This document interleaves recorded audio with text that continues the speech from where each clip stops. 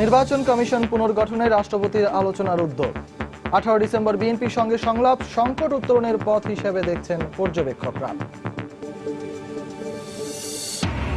নিম্ন আদালতের বিচারকদের আচরণবিধি বিষয়ে রাষ্ট্রপতিকে ভুল বোঝানো হয়েছে, মন্তব্য আপিল বিভাগের। 15 জানুয়ারির মধ্যে গেজেট আকারে প্রকাশের নির্দেশ। মেয়রের পাশাপাশি কাউন্সিলর প্রার্থীদের পদচারণায় মুখর নারায়ণগঞ্জ সিটি। প্রতিশ্রুতির ফুলঝুরি নয়, প্রার্থীর যোগ্যতা কি এগিয়ে রাখছেন ভোটাররা। আইন শৃঙ্খলা বাহিনীর দিয়ে আগুনেই পুড়েছে গাইবান্ধার গোবিন্দগঞ্জের সাঁওতাল পল্লী, সামাজিক যোগাযোগ মাধ্যমে ভাইরাল। খতিয়ে দেখা হচ্ছে, জানালো পুলিশ। এবং আধিপত্য বিস্তার ও টেন্ডার নিয়ে বিরোধের জেরে চট্টগ্রামে হত্যা করা হয় ছাত্রলীগ নেতা দিয়াজকে, দাবি তার অনুসারীদের। হদিস মিলছে না ঠিকাদারের দেয়া চেকের।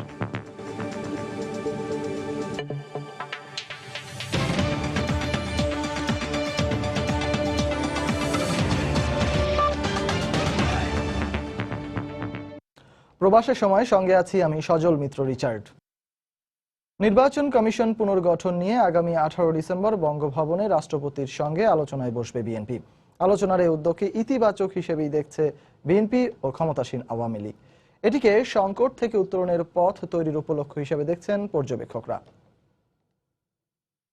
নিরপেক্ষ নির্বাচন কমিশন পুনর্গঠনে গত 18 নভেম্বর রাজধানীতে সংবাদ সম্মেলন করে একটি রূপরেখা উপস্থাপন করেন বিএনপি চেয়ারপারসন বেগম খালেদা জিয়া। এরপর থেকেই এ নিয়ে আলোচনার তাগিদ দিয়ে আসছে বিএনপি। 13 দফা এই প্রস্তাবনা রাষ্ট্রপতির হাতে তুলে দেওয়ার জন্য সাক্ষাতের সময় চেয়ে আবেদন করেও কোনো সময় না পেয়ে গত 6 ডিসেম্বর বঙ্গভবনে যায় বিএনপির একটি প্রতিনিধি দল। রাষ্ট্রপতির সহকারী সামরিক সচিবের কাছে প্রস্তাবনার কপি ও সাক্ষাতের আবেদন সম্মিলিত আরেকটি চিঠি দেন তারা। ওই দিনই আলোচনায় বসার ব্যাপারে বঙ্গভবনের তরফ থেকে ইতিবাচক আভাস পায় বিএনপি। সোমবার বিকেলে তারা রাষ্ট্রপতির সাথে আলোচনায় বসার আমন্ত্রণ পান। দলটির শীর্ষ নেতাদের সঙ্গে সাক্ষাতের সময় দেওয়া হয়েছে 18 ডিসেম্বর বিকেল 4:30টায়। চিঠির প্রাপ্তি স্বীকার করে বিকেলেই দলের সিনিয়র যুগ্ম মহাসচিব রুহুল কবির রিজভী আলোচনার এই উদ্যোগকে ইতিবাচক হিসেবে অভিহিত করেন। মহামান্য রাষ্ট্রপতির কাছ থেকে যে আলোচনার প্রস্তাব এসছে, তা আমি মনে করি যে এটি একটা ইতিবাচক পদক্ষেপ। বিষয়টি আমি মহাসচিবকে অবহিত করেছি।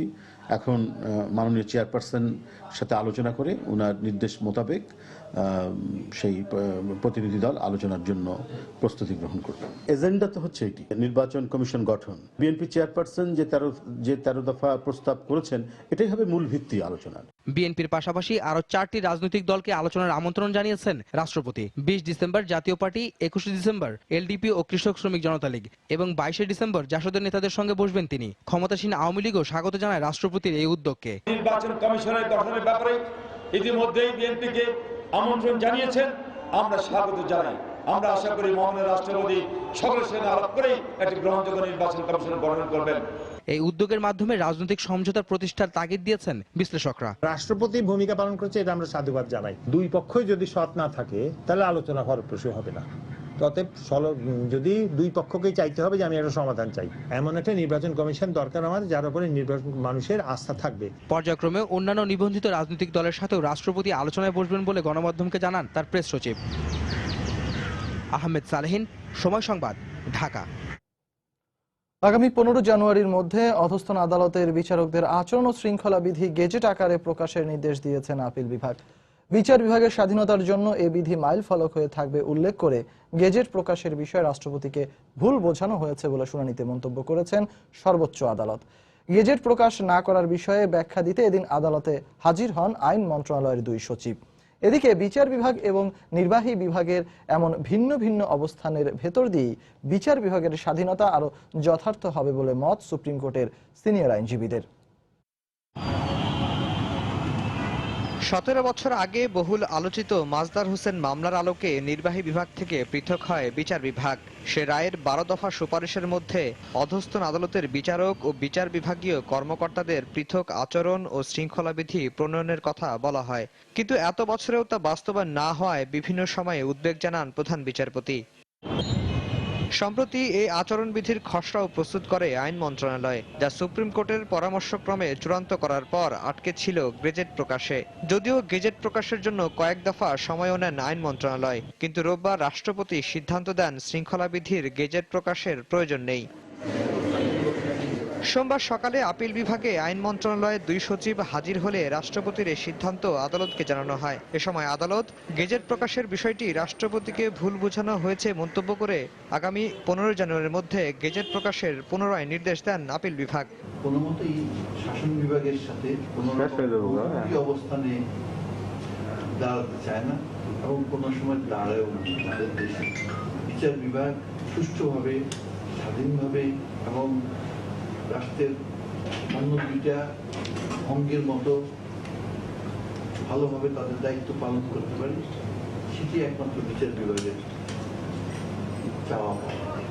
আদালত থেকে বেরিয়ে আইন সচিব এ ব্যাপারে কোনো মন্তব্য না করলেও সচিবালয়ে আইনমন্ত্রী বলেছেন, এ বিষয়ে রাষ্ট্রপতির সিদ্ধান্তের পর তার কথা বলার কোনো এখতিয়ার নেই। মহামান্য রাষ্ট্রপতি এই অধ্যাদেশ এর ব্যাপারে তার বক্তব্য জানিয়েছেন এবং সেটা মাননীয় সুপ্রিম কোর্টে জানানো হয়েছে। মহামান্য রাষ্ট্রের উপরে কথা বলার ক্ষমতা আমার নাই।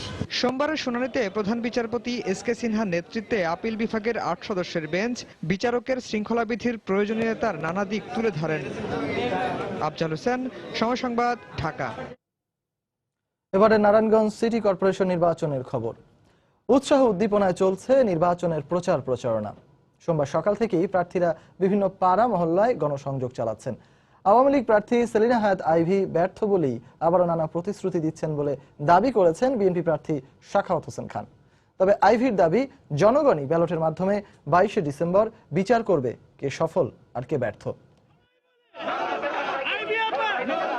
নির্বাচনী প্রচারণার 8ম দিনে আওয়ামী লীগের মেয়র প্রার্থী সেলিনা হায়াত আইভী 13 ও 14 নম্বর ওয়ার্ডে প্রচারণা চালান। এ সময় ভোটারদের সঙ্গে কথা বলেন ও তাদের সমস্যার কথা শোনেন সাবেক এই মেয়র। আবারও নির্বাচিত হলে বিদ্যমান সমস্যা দ্রুত সমাধানের আশ্বাস দেন তিনি। Long term, short term, mid term যে প্ল্যানগুলি আছে সেগুলি আস্তে আস্তে বাস্তবায়িত হবে। হ্যাঁ, মানুষ যেটা চায় সেটা তো টুডে অর টুমরো করে দিতে হবেই। এটা নারায়ণগঞ্জবাসীকে আপনি জিজ্ঞেস করবেন আমি কি করেছি কি করি নাই। সিদ্ধিরগঞ্জ এবং বন্দরে এখনো কিছু কিছু ওয়ার্ডে অনেক কাজ বাকি আছে, সেই কাজগুলি করতে হবে। আমি পার্ক করেছি, প্রয়োজনে আরো করব। খেলার মাঠ আছে কিন্তু পর্যাপ্ত না, যুব সমাজকে টানতে হলে আরো বেশি মাঠের প্রয়োজন। এদিকে সকালে দলের কেন্দ্রীয় নেতাদের নিয়ে নগরের বঙ্গবন্ধু সড়ক ও সিদ্ধিরগঞ্জ এলাকায় প্রচারণা চালান বিএনপির মেয়র প্রার্থী সাখাওয়াত হোসেন খান। এ সময় সুযোগ পেলে নগরীকে নতুন করে গড়ে তোলার প্রতিশ্রুতি দেন তিনি। নারায়ণগঞ্জের যে সন্ত্রাস এবং মাদক, সেটাকে সামাজিক ঐক্য গড়ে তুলে একটি সামাজিক আন্দোলনের মাধ্যমে সেটা প্রতিরোধ করব। উনি নারায়ণগঞ্জ পৌরসভা এবং সিটি কর্পোরেশনে 13 বছর দায়িত্ব পালন করেছেন। গত 13 বছর উনি ব্যর্থ হয়েছে, এগুলি সে পারেনি, যার জন্য এখন সামনে সে ওয়াদা দিচ্ছে।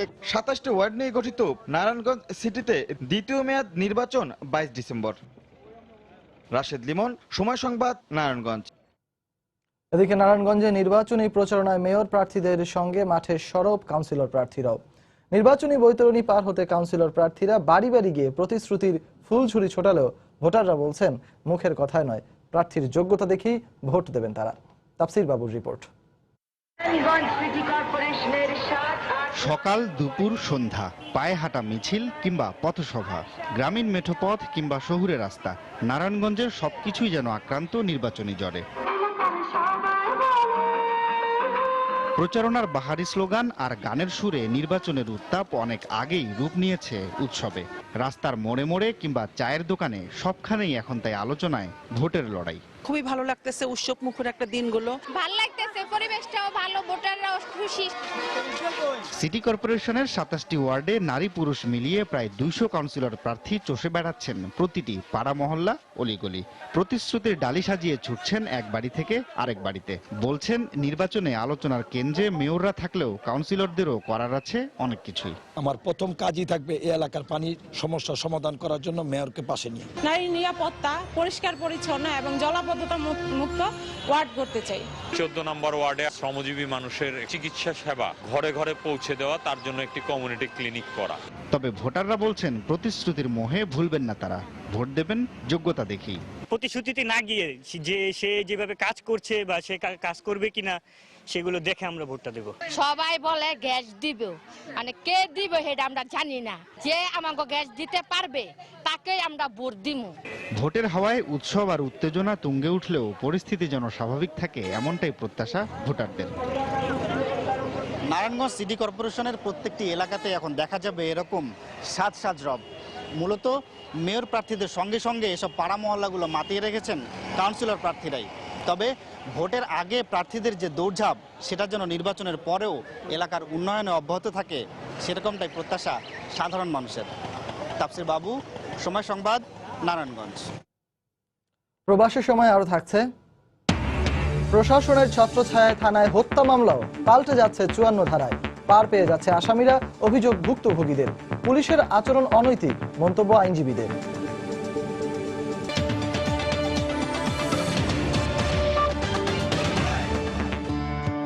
ব্লেজ এলইডি লাইট, লাইট বদলান, লাইফ বদলান। সেনা, নৌ এবং বিমান বাহিনী প্রধানদের সর্বোচ্চ 4 বছরের জন্য দায়িত্ব পালনের বিধান রেখে প্রণীত হচ্ছে প্রতিরক্ষা বাহিনী প্রধান আইন 2016। সোমবার সকালে সচিবালয় মন্ত্রিসভার নিয়মিত বৈঠকে আইনটির খসড়ায় নীতিগত অনুমোদন দিয়েছে সরকার। এর আগে প্রতিরক্ষা বাহিনী প্রধানগণ সেনাবাহিনী পরিচালিত জয়েন্ট সার্ভিসেস ইনস্ট্রাকশন বা জেএসআই দ্বারা নিয়োগ পেতেন। এই প্রথম বাহিনী প্রধানদের নিয়োগ দিতে আইন প্রণয়ন করা হলো। নতুন এই আইনে বলা হয় 3 বাহিনী প্রধানগণ রাষ্ট্রপতির আদেশে নিয়োগপ্রাপ্ত হবেন। এছাড়া অবসর গ্রহণের পর বাহিনী প্রধানগণ সাংবিধানিক দায়িত্ব পালন করতে পারলেও প্রজাতন্ত্রের কোনো পদে পুনর্নিয়োগ পাবেন না বলে আইনটিতে উল্লেখ রয়েছে। বৈঠকে বাংলাদেশ চলচ্চিত্র ও টেলিভিশন ইনস্টিটিউট আইনের সংশোধনীতেও নীতিগত অনুমোদন দেওয়া হয়েছে বলে ব্রিফিংয়ে জানিয়েছেন মন্ত্রিপরিষদ সচিব। মুক্তিযুদ্ধের চেতনা মুছে ফেলতে এখনো ষড়যন্ত্র চলছে, তাই এর বিরুদ্ধে সবাইকে ঐক্যবদ্ধ থাকার আহ্বান জানিয়েছেন খাদ্যমন্ত্রী অ্যাডভোকেট কামরুল ইসলাম। সোমবার বিকেলে ঢাকা বিশ্ববিদ্যালয়ে এক অনুষ্ঠানে বক্তব্যে মন্ত্রী আরো বলেন, তরুণ প্রজন্ম এখন সঠিক ইতিহাস জানতে আগ্রহী। সমৃদ্ধির দিকে যখন আমরা এগিয়ে যাচ্ছি, স্বপ্ন পূরণের দিকে যখন আমরা এগিয়ে যাচ্ছি, আমাদের সেই স্বপ্নকে ধ্বংস করার জন্য এখনো কিন্তু ষড়যন্ত্র চলছে।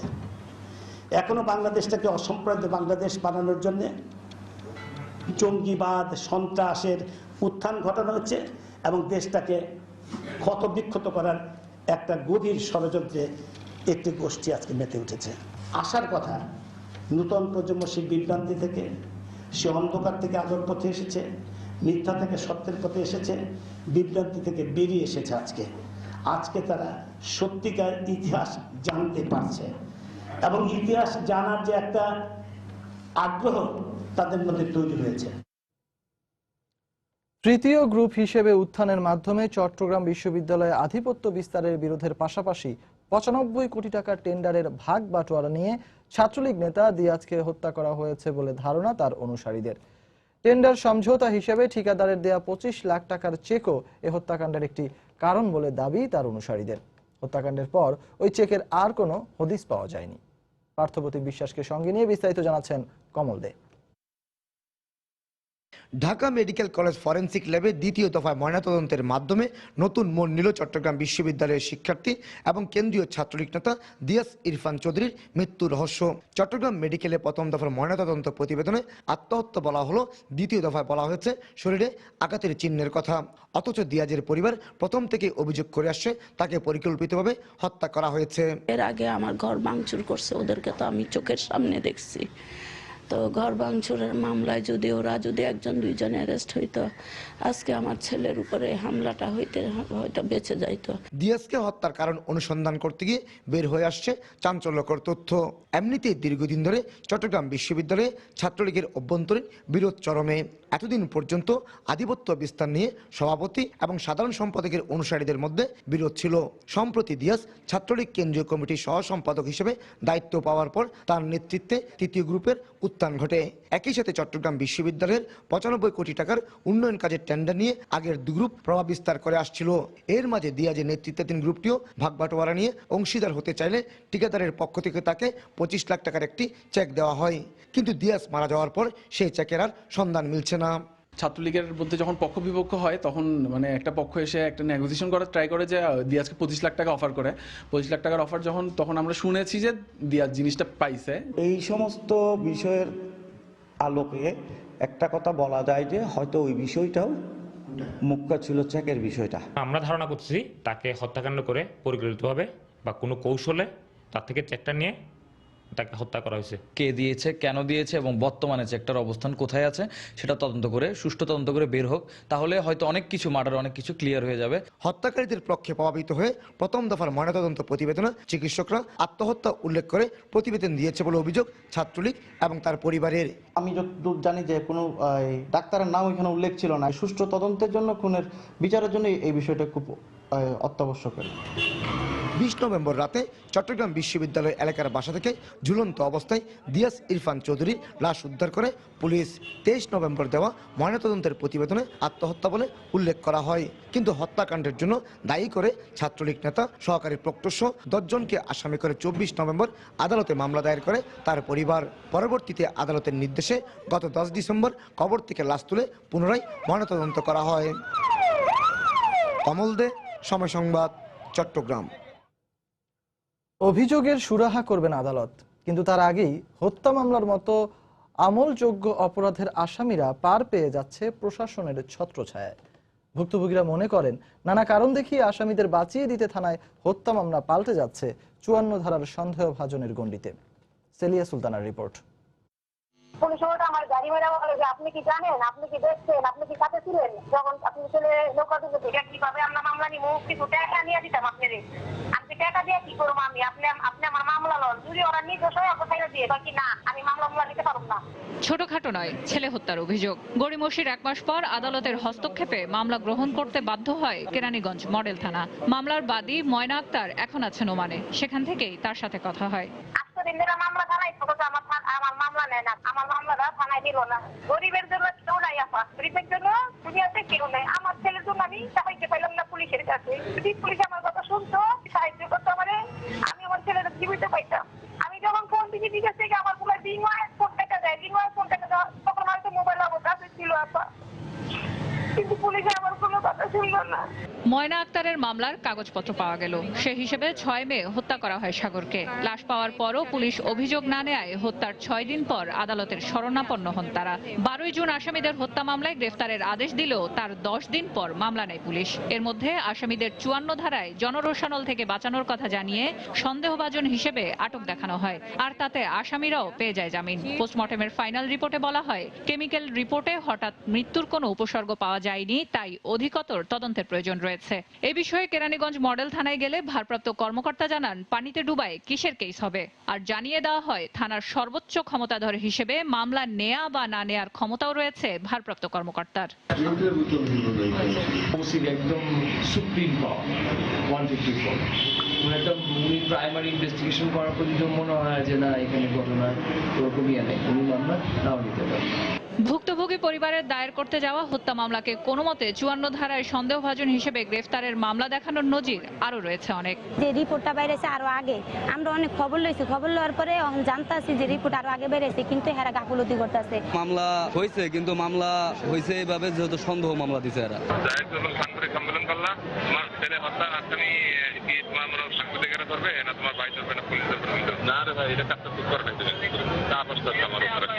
তবে শুধুমাত্র হত্যা নয়, যে কোনো অভিযোগ নিতে বাধ্য পুলিশ। পাশাপাশি যে কোনো ধরনের আমলযোগ্য মামলার বিষয়ে প্রথমেই পুলিশের নিজস্ব কোনো সিদ্ধান্তে পৌঁছানো অনৈতিক বলে মনে করেন এই আইনজীবী ও ফরেনসিক বিশেষজ্ঞ। হত্যা মামলার অভিযোগ নিয়ে গেলেন, ওনারা এখন ডিসাইড করছেন যে এটা আদৌ হত্যা মামলা হবে কি হবে না, তাহলে ইনভেস্টিগেশনের জায়গাটা কোথায় থাকলো, তাহলে কোর্টের ভূমিকা রাখার সুযোগটা কোথায় থাকলো।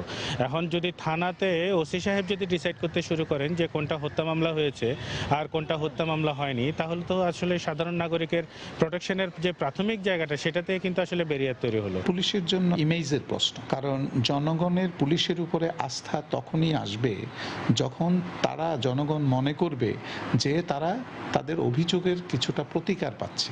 এখন যেই পুলিশ আমার অভিযোগ নিচ্ছে না সেই পুলিশ আমার প্রতিকার করবে অভিযোগের, এটা তো কোনো কেউ আশা করতে পারে না। পাশাপাশি বিভিন্ন প্রশাসনের এ ধরনের আচরণ ও ভুক্তভোগীদের ভোগান্তির সমাধানে ন্যায়পাল প্রতিষ্ঠা করার প্রয়োজন বলে মনে করেন তারা। সেলিয়া সুলতানা, সময় সংবাদ, ঢাকা। প্রবাসের সময় আরো থাকছে, নিউজিল্যান্ডেও সিরিজ জয়ের ধারাবাহিকতা রাখতে চান সাকিব আল হাসান। ক্রিকেটারদের পারফরম্যান্স ঠিক থাকলে মিলবে প্রাপ্তি।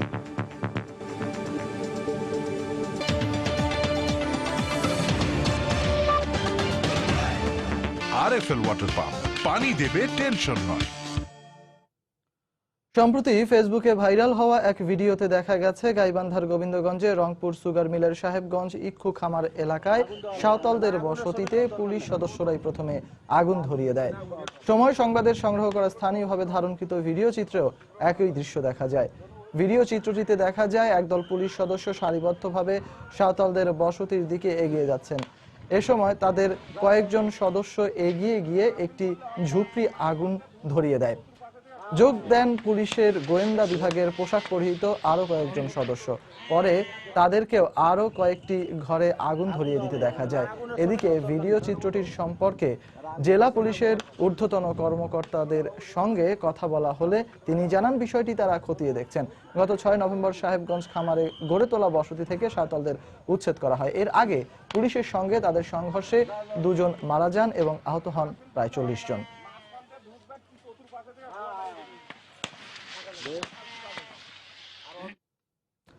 সরকারের কঠোর অবস্থানের কারণে খাদ্য বান্ধব কর্মসূচির কার্ড ফিরে পেল অসহায় গরিব মানুষ। যাচাই বাছাই শেষে প্রশাসন বিত্তবানদের কাছ থেকে কার্ড ফেরত নেয়ার পর সব মহলে স্বস্তি ফিরে এসেছে। আর অনিয়ম ও দুর্নীতির কারণে ডিলারশিপ বাতিল সহ দোষীদের বিরুদ্ধে মামলা দায়েরের বিষয়টি ভুক্তভোগী ও সংশ্লিষ্টরা ইতিবাচক দৃষ্টিতেই দেখছেন। আগামীতে খাদ্য বান্ধব কর্মসূচিকে ঘিরে দুর্নীতি রুখতে সতর্ক খাদ্য বিভাগ। গাইবান্ধা থেকে আরো জানাচ্ছেন হেদায়েতুল ইসলাম বাবু, ক্যামেরায় ছিলেন ওবায়দুল ইসলাম। অসচ্ছল পরিবারগুলোর খাদ্য নিরাপত্তার কথা ভেবে এবছরের সেপ্টেম্বরে 10 টাকা কেজি দরে সরকারের চাল বিক্রির সিদ্ধান্ত সাধারণ মানুষের মধ্যে বেশ সাড়া ফেললেও তালিকা প্রণয়নে নানা অনিয়ম দুর্নীতির কারণে শুরুতেই প্রশ্নের মুখে পড়ে খাদ্য বান্ধব কর্মসূচি। গরিবের জন্য বরাদ্দের চাল চলে যায় ধনীদের ঘরে। শুধু তাই নয়, বেশ কিছু ডিলারের বিরুদ্ধে 10 টাকার চাল কালোবাজারে বিক্রির অভিযোগ ওঠে। তবে গণমাধ্যমে অনিয়মের সংবাদ প্রকাশের পর খাদ্য বিভাগ কঠোর অবস্থান নেয়। গাইবান্ধা জেলায় যাচাই বাছাই শেষে 16,431টি কার্ড বাতিল করে প্রকৃত দুস্থদের মধ্যে বন্টন করা হয়। এতে সাধারণ মানুষের মধ্যে স্বস্তি ফিরে এসেছে। আমি তো প্রথম কার্ড পাইনি, পরবর্তীতে অন্য ধরনের দিয়েছিল, সেই কার্ড দিয়ে করিয়া আমাকে পরবর্তী দিছে। 10 টাকা করে চালের কেজি পাচ্ছি, আর মনে হয় বাজারে 35-40 টাকা কেজি। জনপ্রতিনিধিদের পাশাপাশি সচেতন মহলও সরকারের এমন সিদ্ধান্তকে ইতিবাচক দৃষ্টিতেই দেখছেন। এই নিরীহ লোকগুলো সারা বছর যদি এই বছরের 12 মাসেই চাল পায় তাহলে এরা আরো বেশি উপকৃত হবে। যারা এই সমস্ত করেছিলেন তাদেরকেও স্মরণ করিয়ে দিল ভবিষ্যতে যারা তারা এই ধরনের কোনো কর্মকাণ্ড করতে না পারে। খাদ্য বিভাগ বলছে আগামী বছর থেকে খাদ্য বান্ধব কর্মসূচি শতভাগ দুর্নীতিমুক্ত করতে এখন থেকেই কাজ শুরু হয়েছে। এই কার্ডগুলো আরো যাচাই বাছাই করব, যদি কোনো সচ্ছল ভোক্তা পাওয়া যায় তাদের কার্ড বাতিল করে আমরা পুনঃস্থাপন করব। গাইবান্ধা জেলায় খাদ্য বান্ধব কর্মসূচির আওতায় মোট ভোক্তার সংখ্যা 1,17,237 জন। অনিয়মের অভিযোগে এ পর্যন্ত 3 জন ডিলারের লাইসেন্স বাতিল এবং দায়ের করা হয় 4টি মামলা। হেদায়েতুল ইসলাম বাবু, সময় সংবাদ, গাইবান্ধা। ইংলিশ মিডিয়াম স্কুলের ওপর আরোপিত ভ্যাট অবৈধ বলে রায় দিয়েছেন হাইকোর্ট। সোমবার সকালে বিচারপতি জুবাইর রহমান ও বিচারপতি মুজিবুর রহমান মিয়ার সমন্বয়ে গঠিত হাইকোর্টের বেঞ্চ এই রায় দেন। রায়ে আদালত বলেন, অন্য স্কুলে ভ্যাট আরোপ না করে শুধুমাত্র ইংলিশ মিডিয়াম স্কুলে 7.5% ভ্যাট আরোপ বৈষম্যমূলক। গত বছর ইংলিশ মিডিয়াম স্কুলের 2 শিক্ষার্থীর অভিভাবকের পক্ষে করা এক রিট আবেদনের পরিপ্রেক্ষিতে আদালত আজই রায় দেন। রিটকারীর আইনজীবী জানান, আগামী 1 জানুয়ারি থেকে এই রায় কার্যকর করা হবে।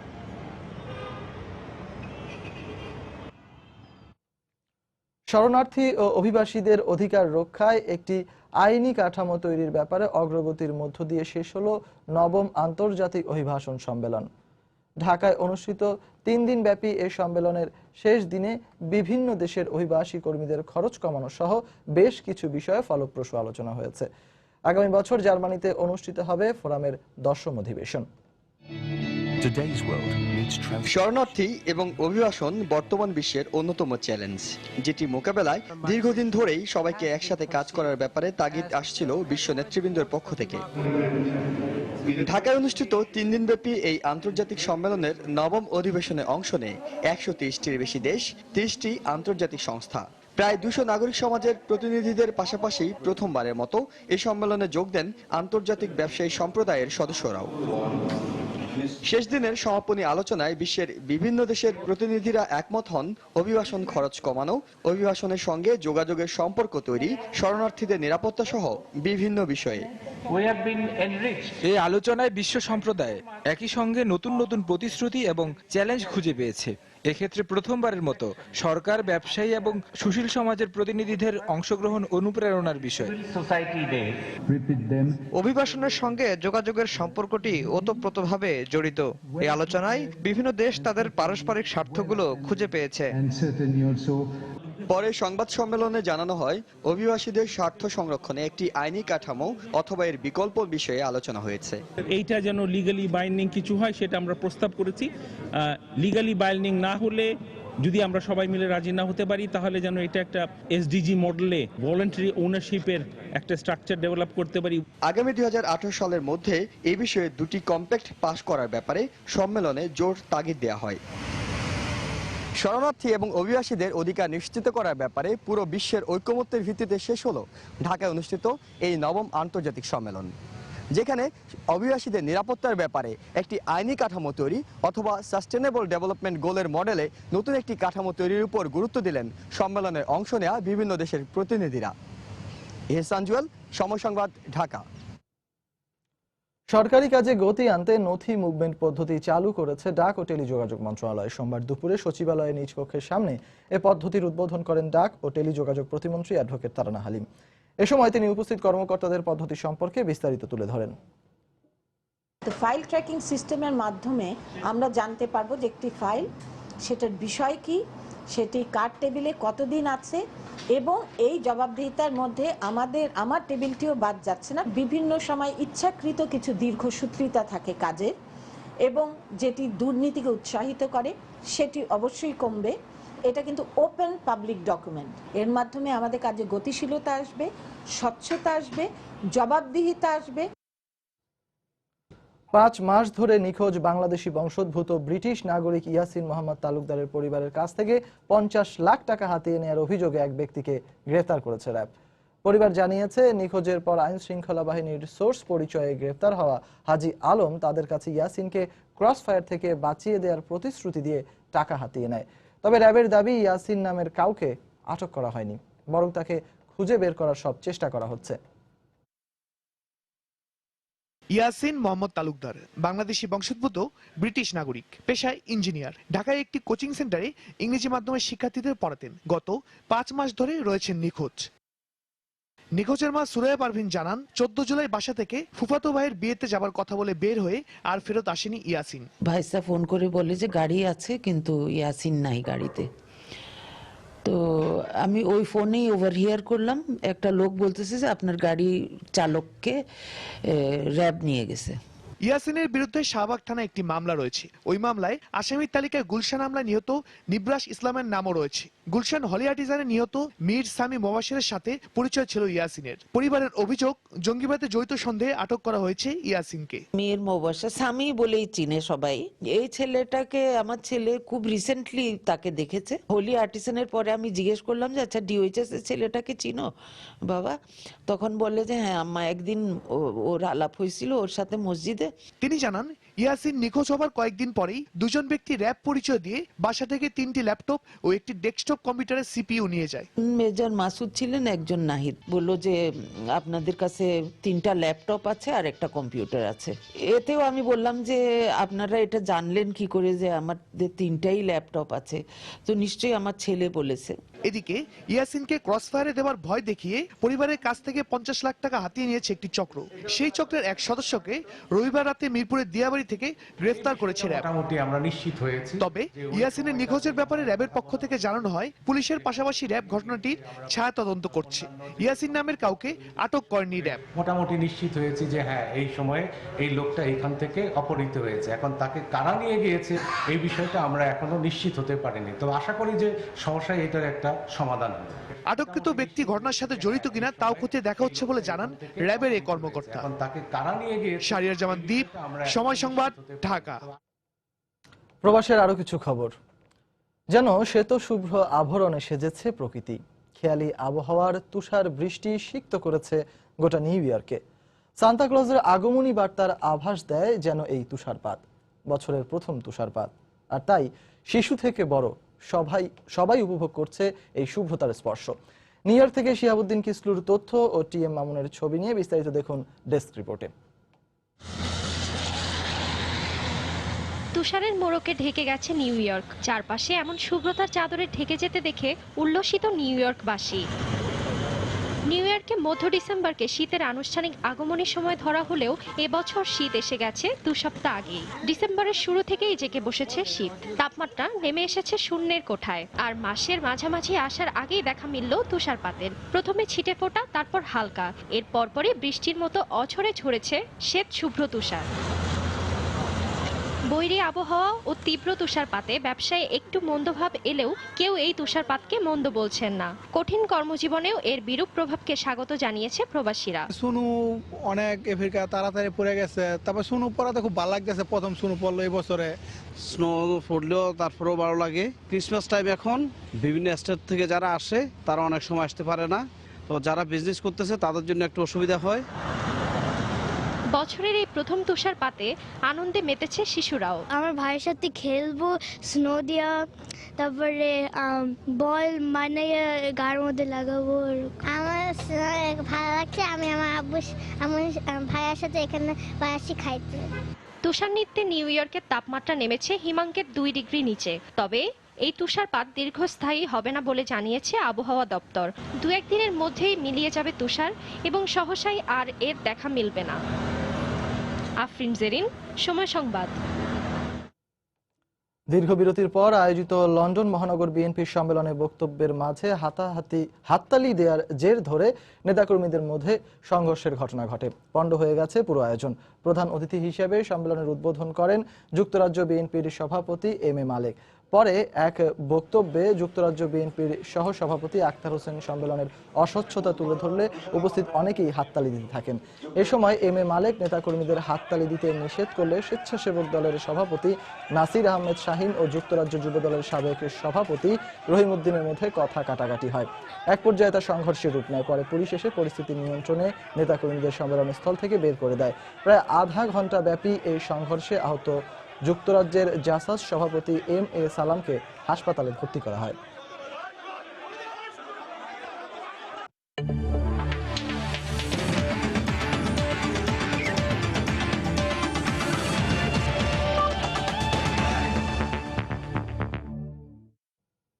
মেসিকে টপকে ফ্রান্স ফুটবল ম্যাগাজিনের জরিপে 2016 ব্যালন ডি'অর জিতলেন পর্তুগিজ উইঙ্গার ক্রিস্টিয়ানো রোনালদো। চতুর্থবারের মতো বর্ষসেরা ফুটবলারের সম্মাননা পেলেন তিনি।